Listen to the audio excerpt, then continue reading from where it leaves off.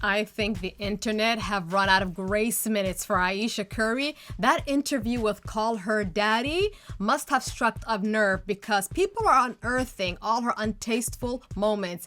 There's a lot. Like, is she going through a midlife crisis? Or is this just a rich person who's ungrateful? This might be a diva down. Yes. I think Ayesha Curry becomes our fourth diva down this year alone. Yeah. But first, let's do a little background on Ayesha Curry. She was born in March 23, 1989. Okay. So she's an Aries. So good for her, you know what I mean? Strong-willed, hard-headed. We'll call it stubborn sometimes. Why do you know that stuff? Because I'm a Leo and Aries and Leos are compatible. I'm looking for my Leo. Excuse me. I'm looking for my Aries guy. Excuse me. I don't know that stuff, so leave me alone, okay? Yeah, I got a friend who knows a lot of this stuff and I'm her. Sure, okay. Yeah. Anyways. So, Ayesha Curry, she's Canadian. She's from Toronto. Markham. Santa Markham. Yeah, for all the Toronto people watching us right now, right? We went to Markham recently. Yes, we did. We had matcha. I liked it a lot. And we're not even matcha fiends. No, you know I'm what a I tea mean? person. I'm a tea person. But it was really good. Yes. Yeah. We keep on going off topic. I know. So it's not on a podcast. It's not a podcast. So she's a cookbook author. She's a TV personality. She's an actress, okay? Entrepreneur. And mostly her work is within the whole culinary world. Okay? Her, yeah. So good for her. But a lot of people know her as Steph Curry's wife. Now, a month ago, she did a podcast with Alex Cooper, the Call Her Daddy girl, right? Yeah. Yes. So she talked about life, love, kids, her first kiss, how she got married, and all that. Cute. Okay? Which is really nice. But this clip that is floating around in the internet caught a lot of people's eyes. Did you always knew you wanted a big family? No. So I didn't want kids. Okay. I didn't want to get married. I thought I was going to be career girl and that's it. And I had my eyes set on my goals.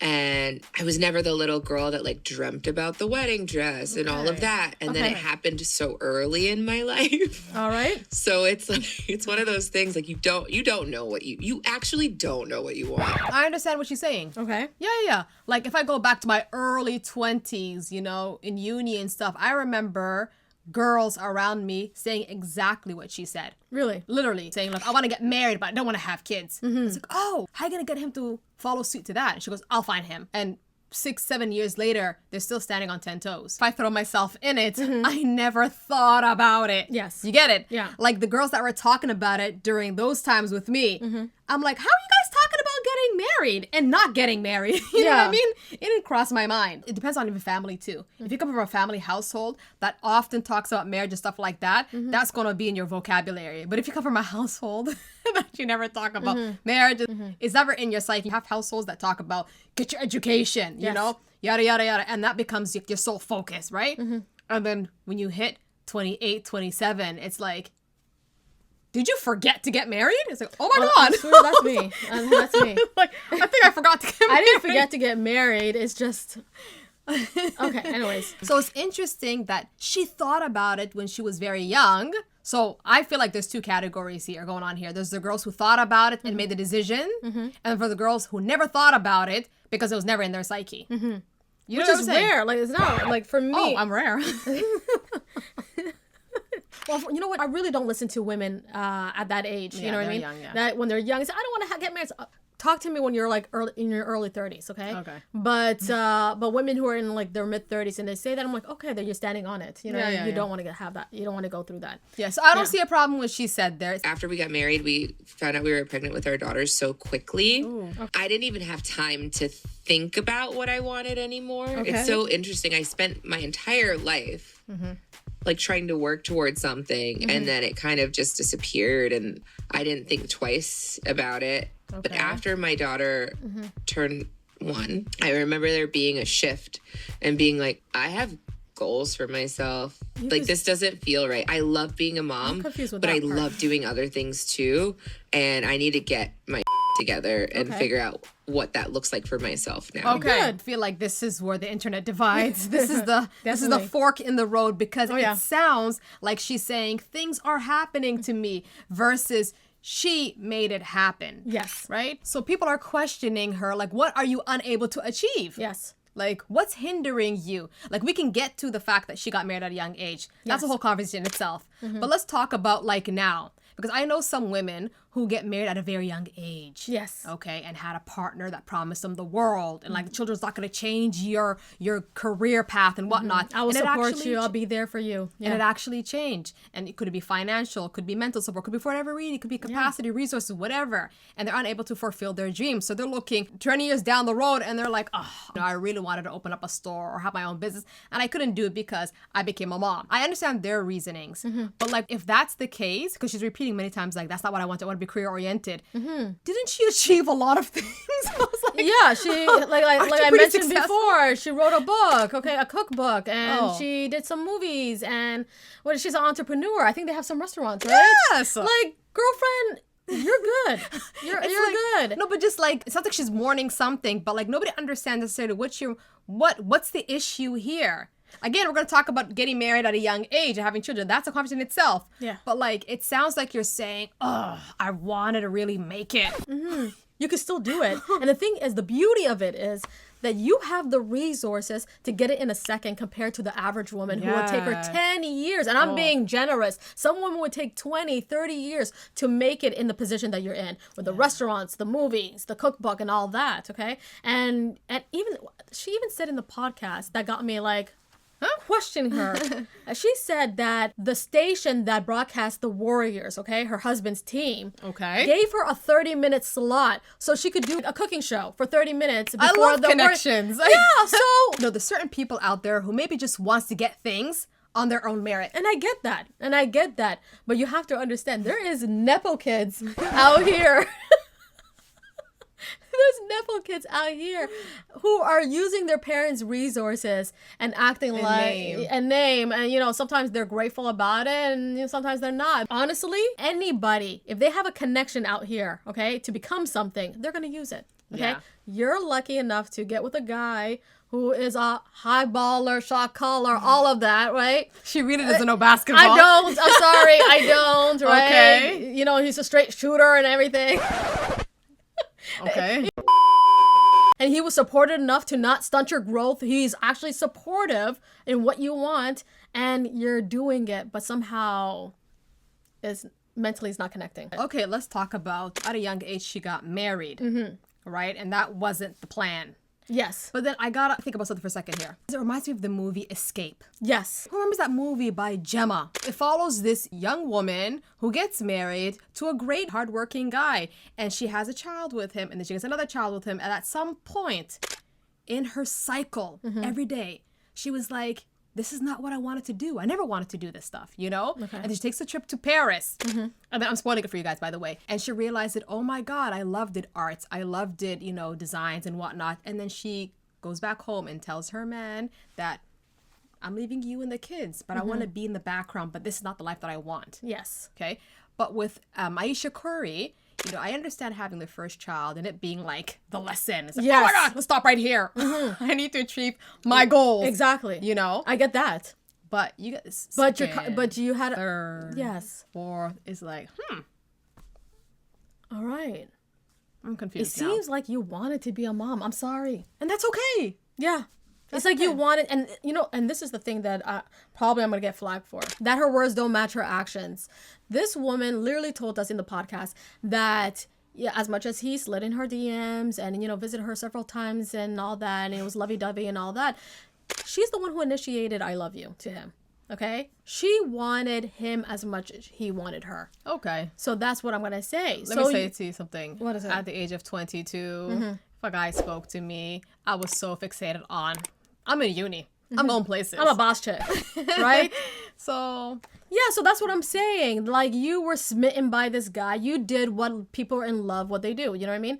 They get married. They have kids. And we get it. We understand.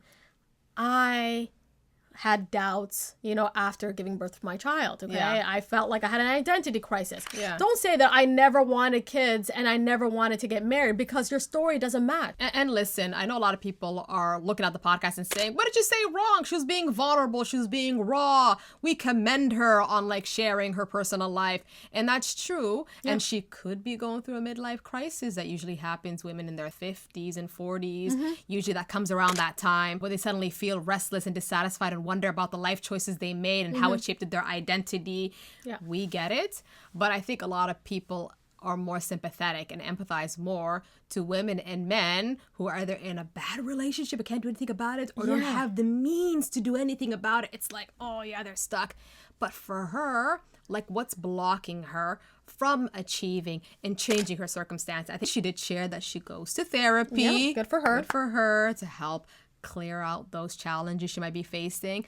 But this is the one thing I think people are not letting go. There seems to be this thing where she's somehow disrespecting her marriage. And I'm not surprised, because in the podcast, Call Her Daddy, yes, she did say that she can't keep anything to herself. She's like an open book.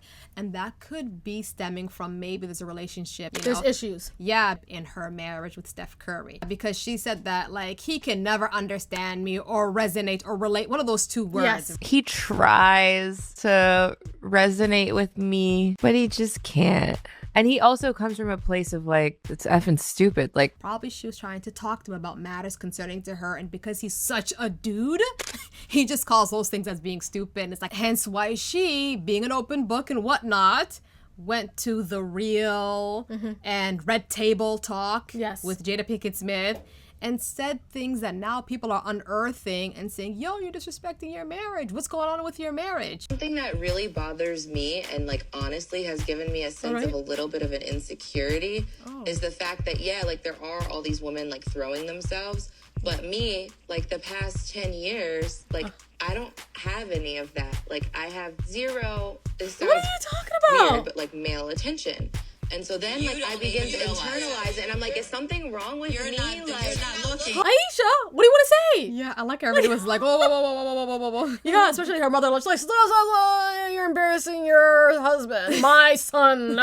Yeah. And probably Steph was thinking, is that what you want to talk to me about? Yeah. You want to seek male validation? You want to get male... Can I be honest? I don't like when a lot of men are looking... No.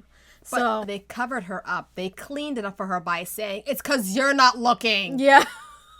Especially from Jada Pinkett Smith, okay? But it's interesting. Is she looking because she's noticing, why is all these women after my man? Where are the men after me? Yeah. Is this a competition? That's weird. I'm sorry. I don't know. That didn't sit well. And it comes down to, is your man actually giving you the attention that you want? Because why would you say all of that? If I had a guy who was giving me all the attention that I need, and I'm a little narso, and I'm loving it, I'm like, then why am I looking at any guy out there? I think it's time for a drink. What do you say? Absolutely. Yes, we get to drink. Marcel? Marcel. The name. Marcel. Uh-oh!